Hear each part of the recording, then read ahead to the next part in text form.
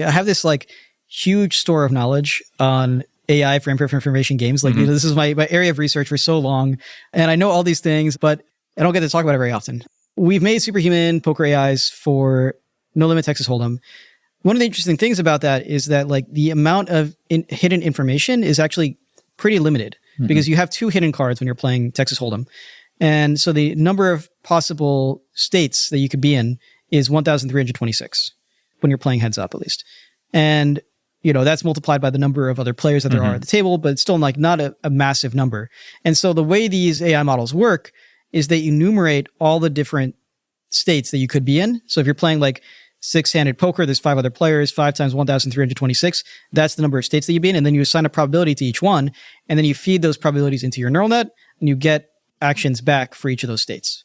The problem is that as you scale the number of hidden possibilities, like the number of possible states you could be in, that approach breaks down. And there's still this very interesting unanswered question of what do you do when the number of hidden states becomes extremely large? You know, so if you go to Omaha Poker where you have 4 hidden cards, there are things you could do that are kind of heuristic that you could do to reduce the number of states, but actually it's still a very difficult question.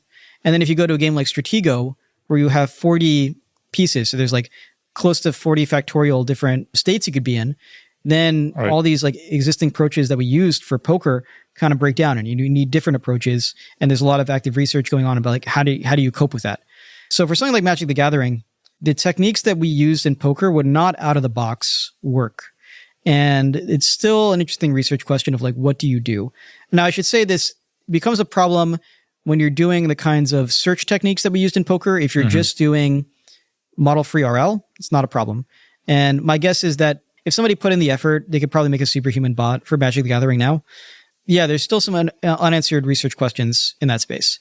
Now, are they the most important unanswered research questions? Like, I'm inclined to say no. I think there's like, the problem is that like the techniques that we used in poker to do this kind of search stuff were pretty limited. And like, if you expand those techniques, maybe you get them to work on things like Stratego and Magic the Gathering, but they're still going to be limited. They're not going to get you like superhuman encode forces with language models. So I think it's more valuable to just focus on the very general reasoning techniques. And one day, as we improve those, I think we'll have a model that just out of the box one day plays Magic the Gathering at a superhuman level. And I think that's the more important and more impressive research direction.